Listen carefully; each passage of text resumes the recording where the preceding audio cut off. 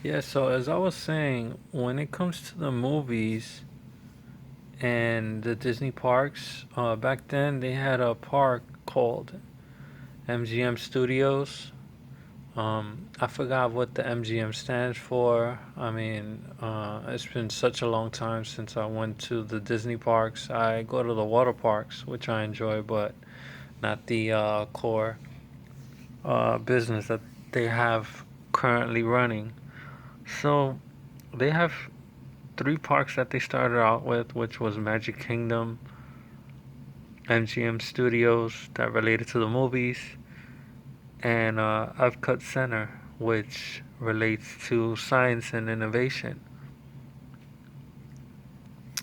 Then in the late 90s, I think 97 or 98, I forgot, they came out with Animal Kingdom, and obviously with the animals and animal rides and stuff like that. And eventually they expanded the core business to water parks as well. That was before 98. That was, I think, the early 90s. And they've been making their own village called Disney Springs. And it's like a shopping center. And they also own real estate, which they've been doing for a while, hotels and parks and restaurants as well. Um, and basically, this brings me to my next point in this two-part series. Um, this is really gonna hit home this year. Here in Florida, the minimum wage I believe is like 7.25, and as you all know, this year is the election.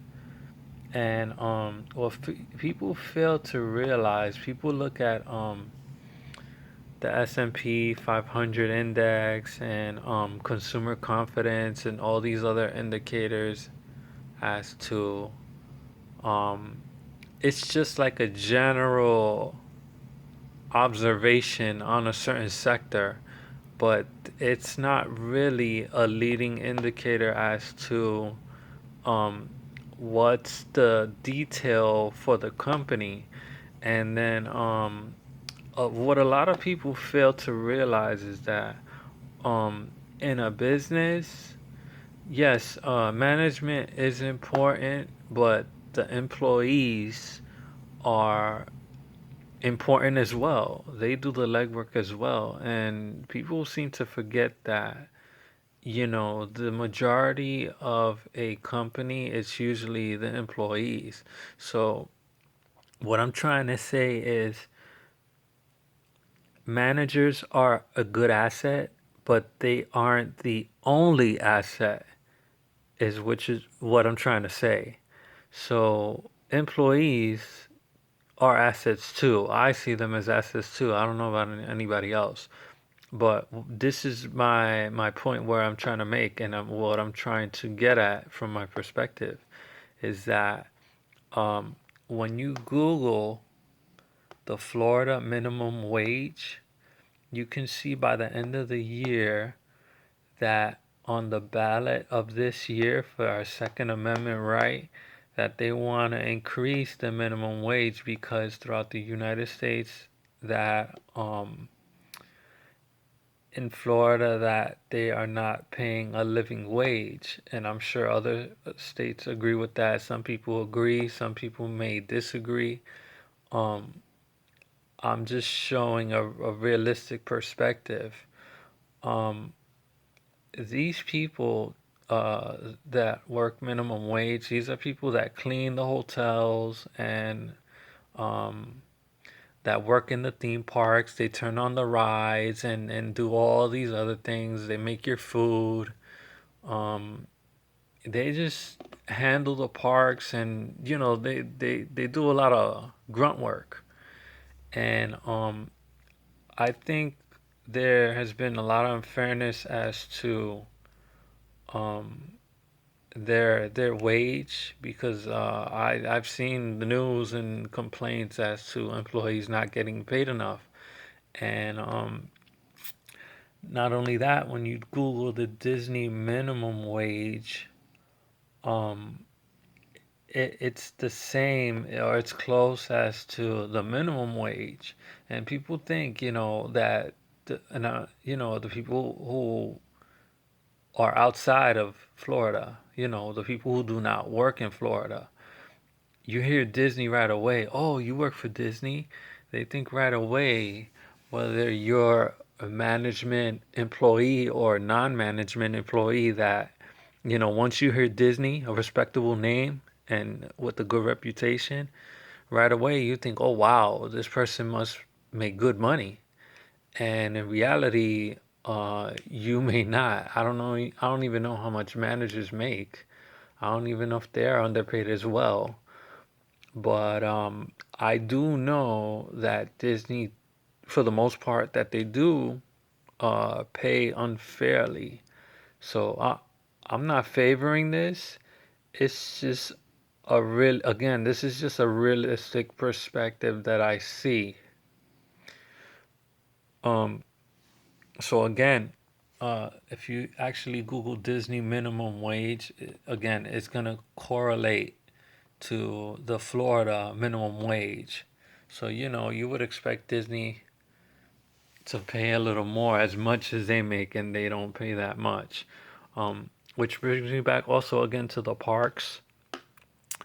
When Disney first started with the parks as their core business, again, Magic Kingdom was for a place for Fantasyland and people to have romance and love stories, and for people to build momentum to a fairy life come true, a fairy tale, a fairy tale come true, a dream come true, and that's where the magic happens, and then hence Magic Kingdom because um, it's something out of a fiction come to life.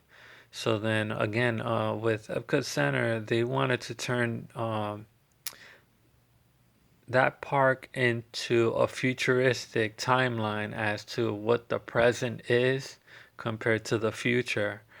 And I think with the MGM Studios, I think this is a basis as to what the movie scenario is given this park, given this timeline right now. But they are lacking severely when it comes to science and innovation. Um, when it comes to the theme park Epcot, um, I think Disney is struggling a lot just because they did not cover the aspect as to building a strong future when it comes to science and innovation. Um, when I was a kid, Disney always had these ideas and, these concepts and these drawings and these blueprints and everything as to how the future would be. And they've always presented that early in the early stages of in the theme parks. And given that timeline, even in the early 80s and before that, they shown these signs like, oh, what would the future be? And they've actually touched base on that, but they never really have a full blown presentation or, product on anything.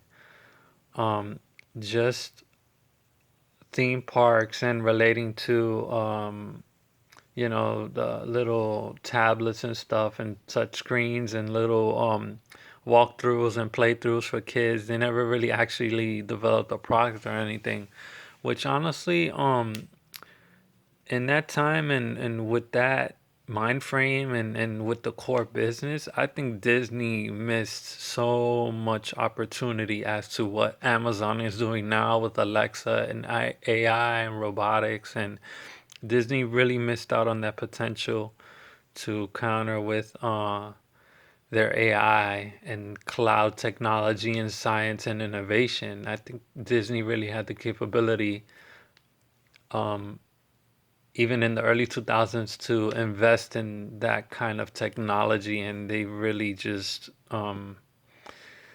slacked. So again, this was my review, and I hope you enjoyed it. Again, the Disney wage, this is really gonna hit hard on Disney. I know this for a fact, especially by the end of the year. The restaurants are gonna struggle. Their hotels are gonna struggle. Um, their cruise lines are gonna struggle. Everything, a lot. They're gonna, yeah. This stock is really one to watch out for. I know this for a fact. So I just think that they're gonna lose value this year, and that's just the way it's gonna be. Thanks for watching.